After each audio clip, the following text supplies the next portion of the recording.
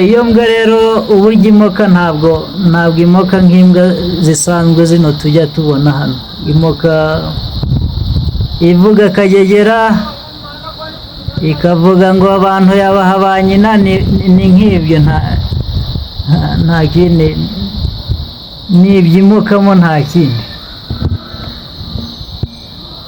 Iyo mbwa rero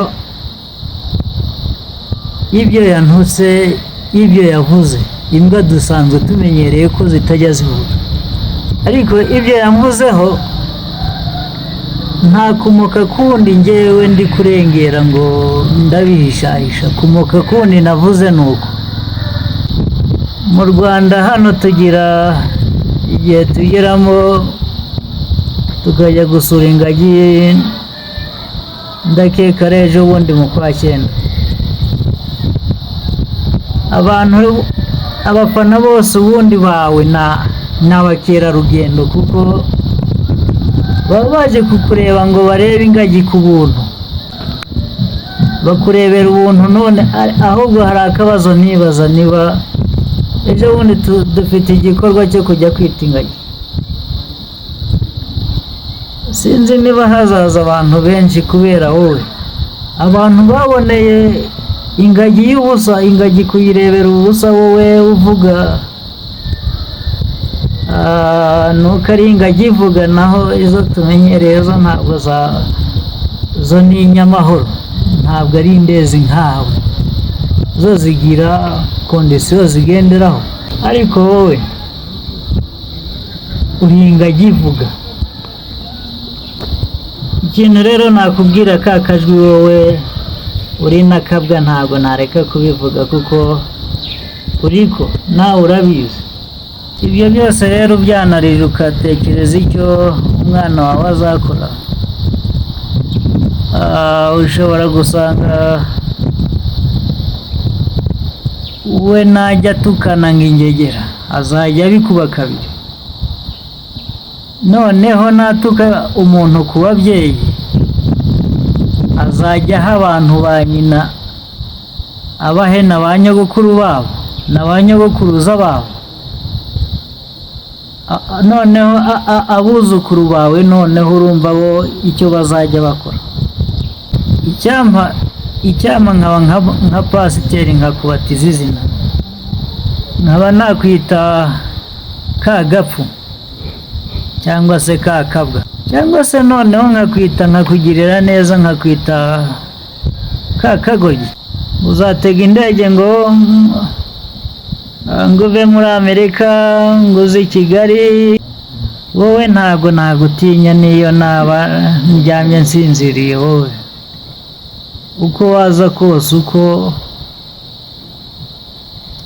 niyo wagenda hariya mu birunga ukazana inkende musa ngo ni ngewe muje guhangana nanjye, ngewe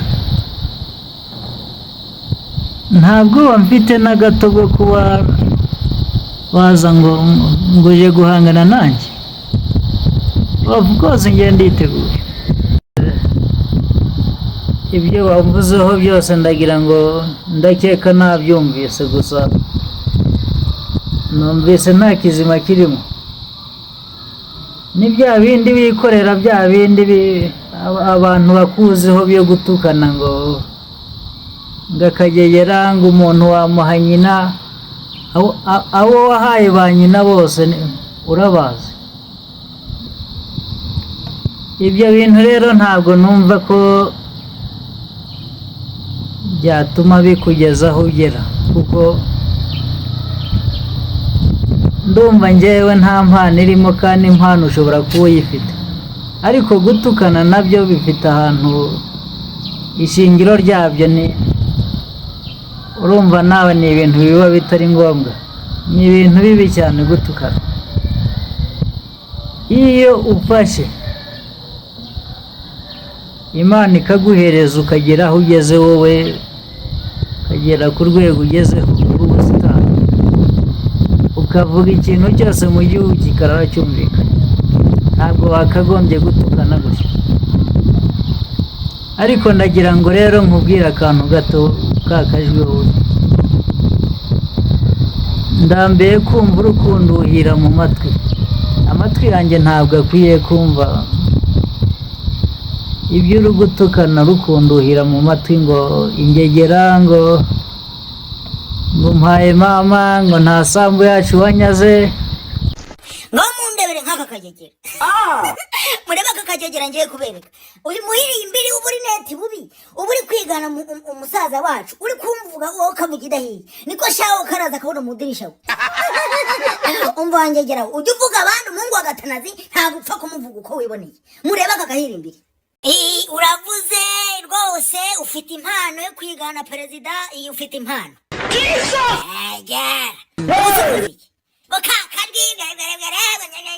umva rero nkubwire wa muhiri imbiri we iyo mpano yawe uzumvugaho ubusa urakagwe natege indege nkaza ngakumanikisha amaguru ukamanika amaguru n'uburyo ukabwereza umbije n'ikindi gihe ujye uvuga abandi umuhungu wa Gatanazi nagafu k'imvugwa rimwe iyo mvuze mitangwanya ko byananira nkakubita umwuko kunda erega nagiye kubona mbona abantu baranyandikiye ngo ngumviye video ndayireba nsanga nagahiri imbiri kuburi neti kari ngo kari kwigana ngo perezida wacu ngo kari kumvuga niko sha mwiyame nta sambu ya sona twaye nta sambu ya bene wanyu natwaye nta murimo wa sona nyaze nakwihanangirije ntadakwihanangirije umbishe mwiri imbere gose. Ibyo se ninde wabikubajije hu?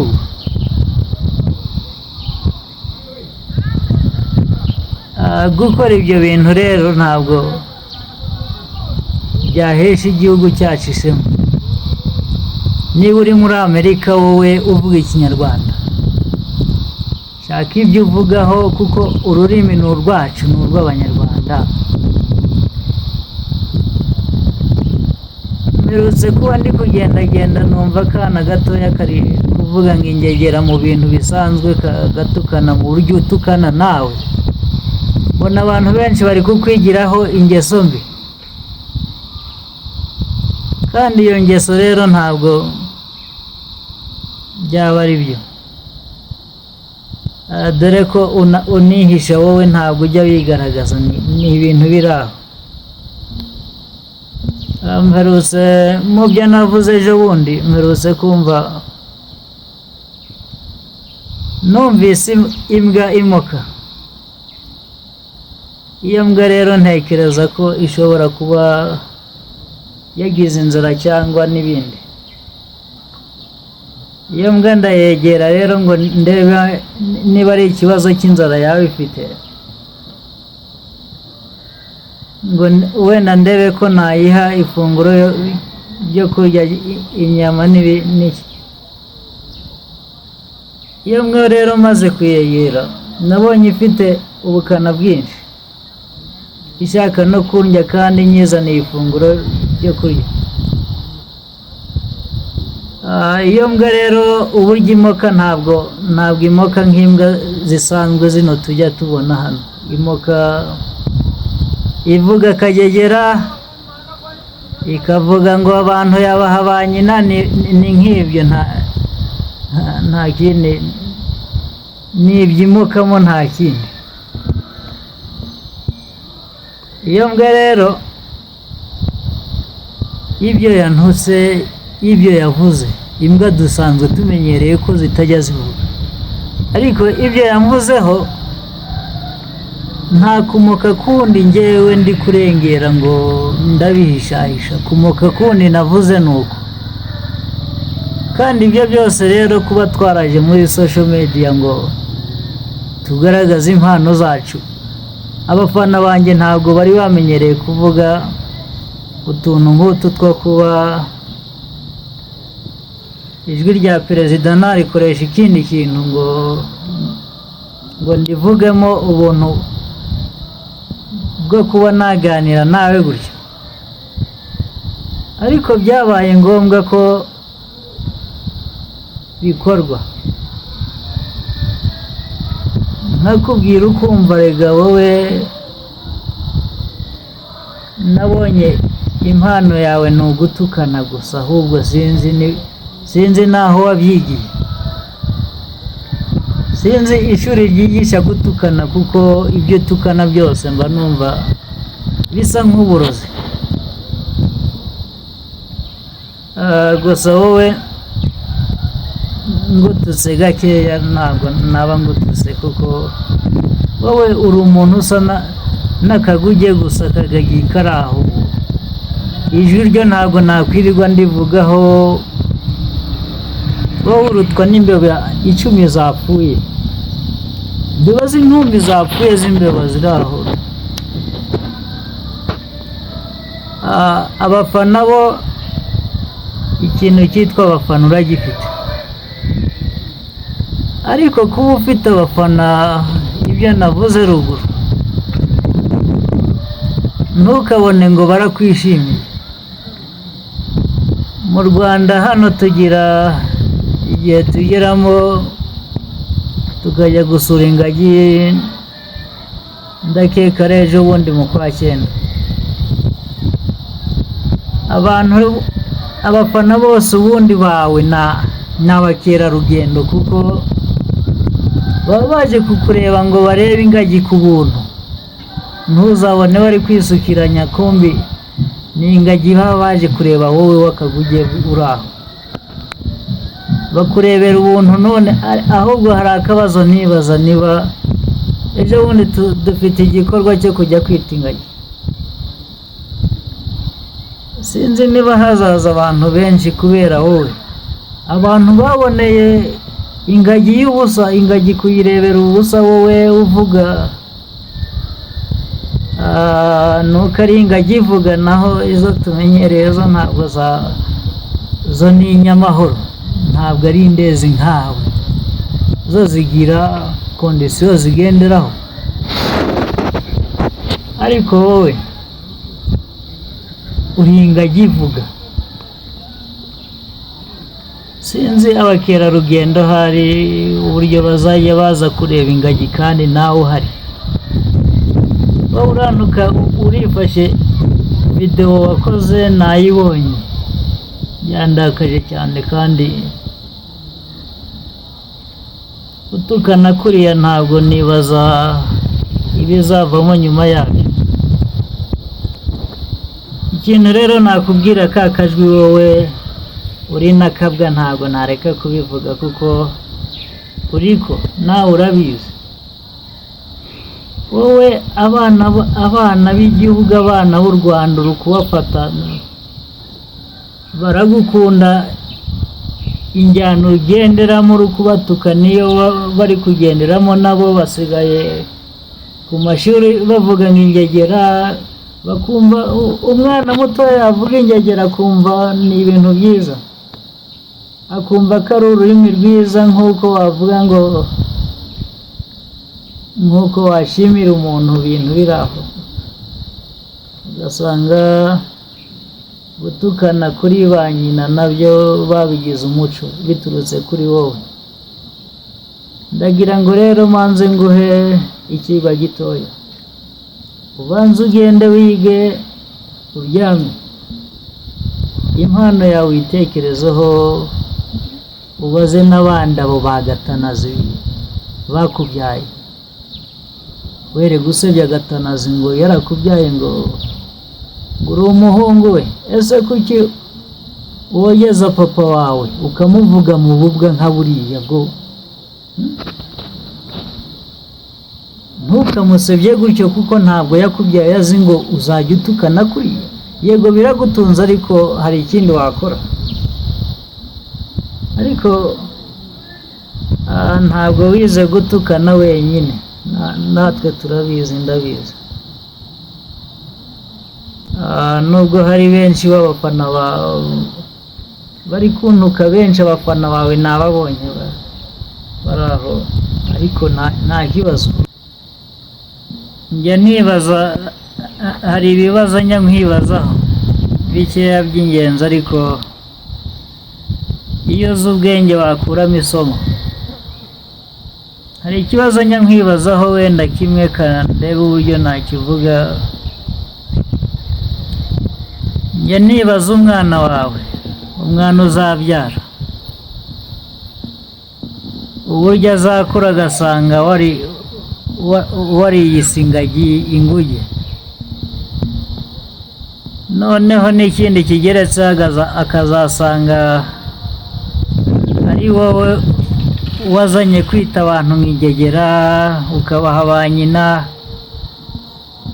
Icyo kibazo rero nkakibaza nkavuga ati umwana wawe we nazakura ari kubona ibyo byose wavuze uri gutukana ntake warinjije amamiliyoni uyafite kuri konti yawe, umwana wawe azakora ibiki? N'icyo azaha igihugu? Ibyo byose rero byanarije ugatekereza icyo umwana wawe azakora. Ushobora gusanga we najya atukana ng'ingegera azajya abikuba kabiri. Noneho natuka umuntu ku babyeyi azajya aha abantu ba nyina, abahe na ba nyogokuru babo na ba nyogokuruza babo. Noneho abuzukuru bawe noneho urumva bo icyo bazajya bakora. Ahubwo wowe icara wige utekereze icyo wahindura ku byo ukora, kuko gutukana ntabwo ari cyo, ntabwo Imana yakuzanye ku isi ngo uzatukane. Ntabwo, ndakeka iyo atari impano yo gutukana ibaho, yego watukana ariko biri ngombwa. Ariko nkawe u Rwanda ruba rureba, abantu barakureba, abana bakwigiraho. Ubu hano mu Rwanda tuvugana ishuri ryatangiye, uzasanga ku mashuri abana bari gutukana nk'ingegera, bari kwitana n'abandi n'ibindi birenze aho, kuko babonye umuntu utukana. Ndagira ngo rero nkubwire wowe, nubwo urakabwa, icyampa nkaba nka pasiteri nkakubatiza izina, nkaba nakwita ka gapfu cyangwa se ka kabwa, kuko nibyo, cyangwa se noneho nkakugirira neza nkakwita ka kagoryi,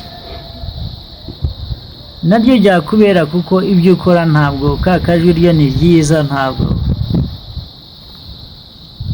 akajwi ntabwo ariko katumye ugira icyo uba cyo, ahubwo ibyo wakoze muri iyi si byo gusebya, byo gutukana, gusebya abantu, kubita ingegera. Ni nayo mpamvu nahise nkuriraho ngo reka nkuvugishe. Yego nubwo mbikora mu ijwi ritari iryanjye, ariko nta kundi byagenda, niko bigomba kumera, kuko nicyo banzeho.